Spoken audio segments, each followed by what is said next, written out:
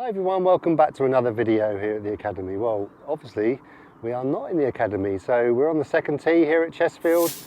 My name is Warren Bennett. We've got Trev mooching around somewhere in the grass, but we're taking advantage actually of this lovely late summer sun. Today we've had quite a wet day and thundery day at Chesfield, but as you can see, we've got beautiful blue skies now, so I thought I'd take advantage of that and give you a video of my 5 keys for better driving. And there's one main element of driving that you need, and I'm going to give you 5 ways that you can improve that. Let's get on it. The first one is actually in your posture, and actually 2 for the price of 1 on this first one. Remember, ball position with a driver needs to be more off our left toe and left heel than in the middle.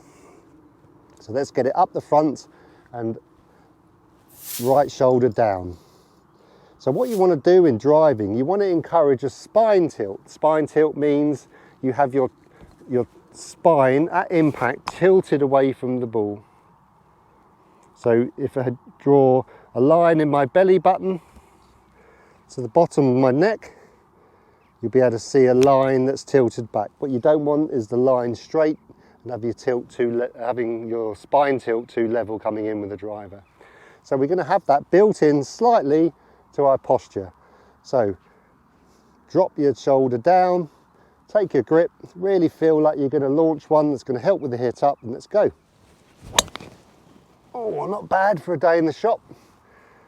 I'll take that. So remember, with driving you want spine tilt. It's going to help you with hitting more on the up than on the way down, and it's going to help you with release, because what you're looking for, and I'll get onto that further in the video, you want this club to be releasing past you, but the main element behind that is spine tilt. Right, number 2, so we've got a little bit of shoulder tilt at the start, so we can see we've got it a little bit built in. Now the backswing is a coil, so we twist, but we're not actually consciously moving our head back to create the weight shift. We are coiling our torso. Torso meaning sternum, belly button, belt buckle, hips, knees, a little bit with the knees, not too much, but we're really twisting ourselves away from the ball. So now we've got I've got my head, basically you can see my cap, from where it starts, my cap is kind of level down to the ball, but at the top of the backswing you can see my cap now is kind of aimed over at 2 o'clock as I look. But I'm now looking at the ball with the corner of my left eye. I'm not looking with my eyes straight. If I had my eyes down and level at the start, I'm going to be stuck and tilted.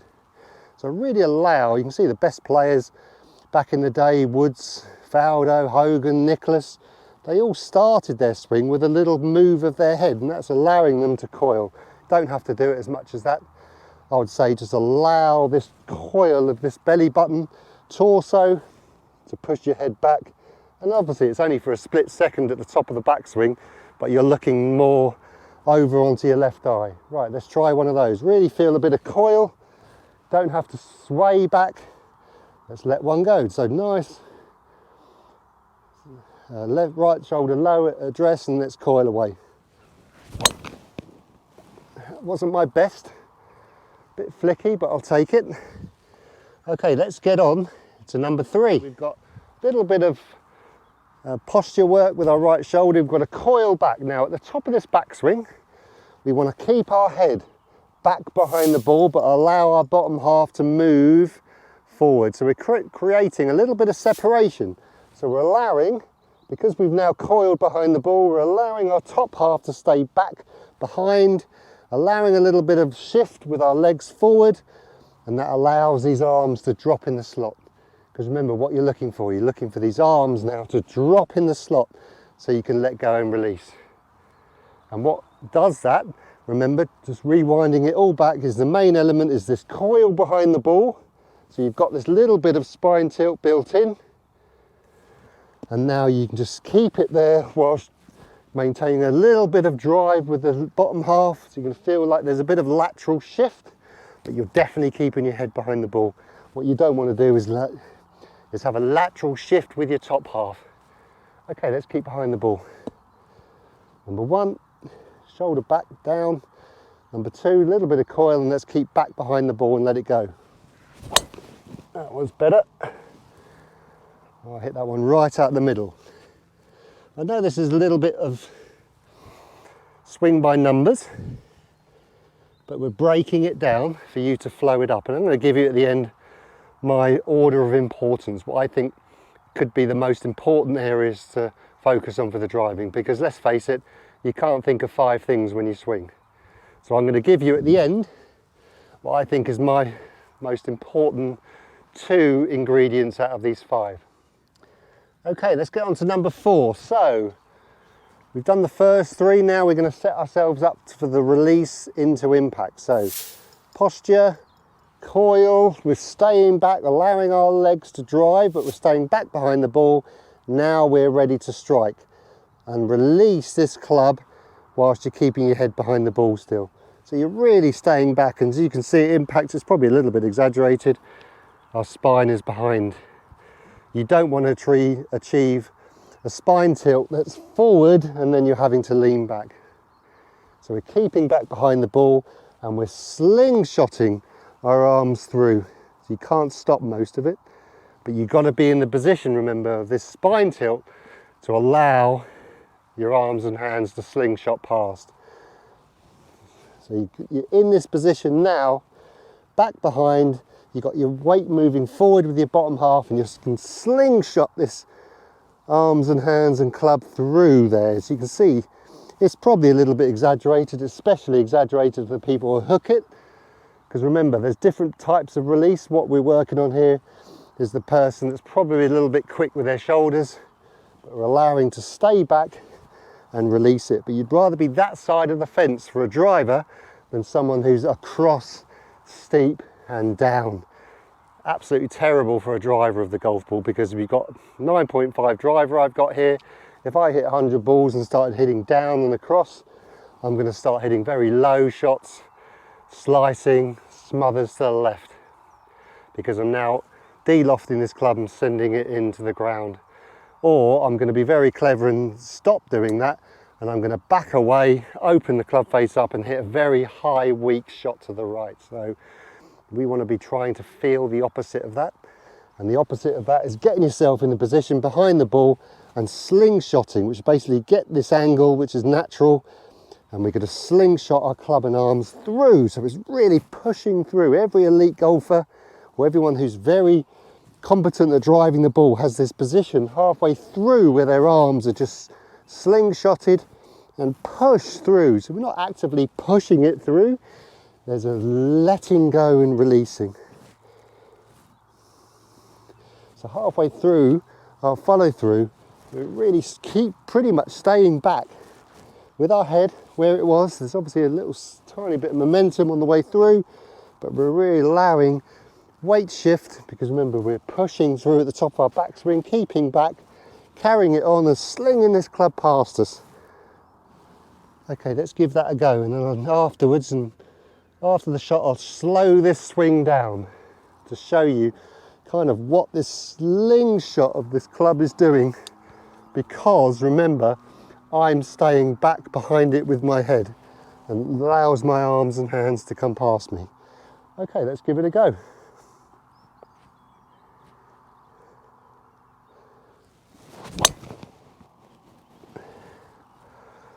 Yeah, that was pretty good too. I like that one. So, okay, that's the 4th one. Remember, we don't really want to swing by numbers, but you always have to kind of break the swing down into sections. Remember, I'm going to give you the 2 best in order of importance after this one. So, the 5th and final one is kind of not really a positional feeling, but it's one that can cause a lot of problems. It's tension. It's taking the tension away from your golf swing. It's letting the club, and most of it, remember, has to be in, you know, if you're in the correct positions, you can let this club go. There is an element of just swinging freely. If you're in the wrong position, you can't swing freely. There's a compensation to be made, and you have to kind of somehow get this club back to the ball, especially the guys that come over the top. If you've got an over the top steep golf swing, you're going to have to somehow get this club back to the ball. And 9 times out of 10 people come across it, they have to stand up, and there's the chicken wing, and they're not producing the speed, the release and everything, the factors, the distance they want to. They can't let go because they're in the wrong position, because they're trying to muscle it with their top half. So remember, you're just trying to create a little bit of, that's obviously too much, but I'm going to show you just for effect, a little bit of shoulder down. Make sure you're really coiled if you can behind the ball. Stay there. Remember, a bit of separation with the bottom half and top half. You're staying back. Top half meaning keep that head behind the ball, and then you're going to let it go. Let it go. That's how you clip that top and hit, get that ball off the top, and then let it go. Okay, so tension is a killer in golf. Now, a friend said to me, so let's say for instance, tension can come in different places. What I mean by that is we could get to a hole you don't like, or a wind you don't like, or you feel like you've always hit a bad shot on that hole, or there's pressure in the actual game itself. You're getting close to the end of the game, it's a tight game, people watching, etc, etc. This, for instance, is a good hole to drive on because the second at Chesterfield we're off the back of the front tee, so it's a little bit easier. We've got another white tee back behind us, which is another probably 70 to 80 yards further back, much tighter drive from back there. But you can see here we've got a bit of trouble on the right. If I hit it down the right into those trees, I'm not going to find it. Bit of room on the left, but we've still got some copse of trees. So there's an element of pressure, because if I push it, especially in the summer, it can get a little bit into those trees and bounce into those trees. So there's an element of pressure there, but what I've got to do is not worry about that and let the club do the work. There's an element of letting go. And my friend once said to me, to gain control, you must lose it. And I've always thought about that, so a big shout out to Neil. Always remember that, Neil. Always told me, when you're under pressure, to gain control, that you must lose it. You're not trying to stand there and try and steer it. Right, let me show you. So there's an element of letting go and blending all these feelings by just kind of being very light with the arms, lightish with the grip. Obviously you have to hold on to it, you can't be ridiculously light, but I think instinct will take over. You're not going to actually let go of this golf club. And what that happens, what that does is make the club feel a little bit heavier than it will if you were gripping it too tight. And it allows you to use your wrists. There's natural length to the swing because you're using your wrist a little bit more correctly instead of holding onto it, and then you have to kind of muscle it with all this stuff, and you're not going to produce the shot you're looking for, especially the consistency of strike and distance. So let's stop rabbiting, let's hit a couple. Okay, I'm going to try and blend all these feelings, especially the coil, especially the downswing, head behind it, and we're going to let this club slingshot past me and pull me through to the finish. Let's give it a go.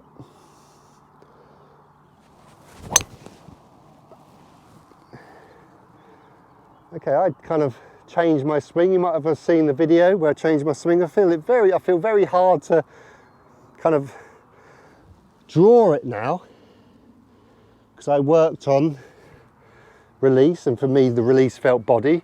But remember, for you guys, especially the ones that slice it and struggle to draw, you need to stay back behind it, slingshot through, allow the club to pass you, and no tension at all. No tension in anything. The more pressure you feel, the lighter the grip.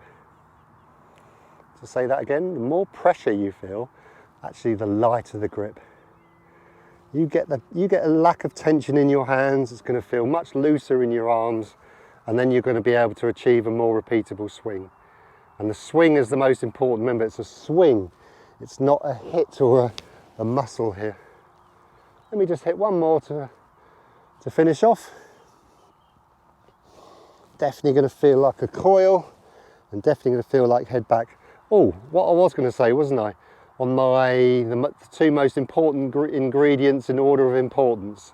You know what I would do? Obviously this is important, how you stand is important. If you were excessively like this, it's going to be difficult, but I'm going to imagine that you're in roughly the right position. Okay, what I'm going to do in order of importance is backswing, coil, so you're going to feel like you're going to exaggerate it. If you see me, I'm coiling like this. So I'm really back behind it. Then I'm going to say head back and let go. It's kind of a cheat, 3 for 2 there. But remember, you can't think of everything in one go, so I would go coil, head back and let this club go. Head back and let this club pass. Coil, keep my head there and let the club go. Keep my head there and let the club go. So you're really kind of allowing this arms and hands to pass me and let it go. Right, one more. Let's go. Let's give it my best shot. Nice and loose with the grip. You can see me waggling. I'm trying to take the tension out of my hands. Nice and light. Let's go for it.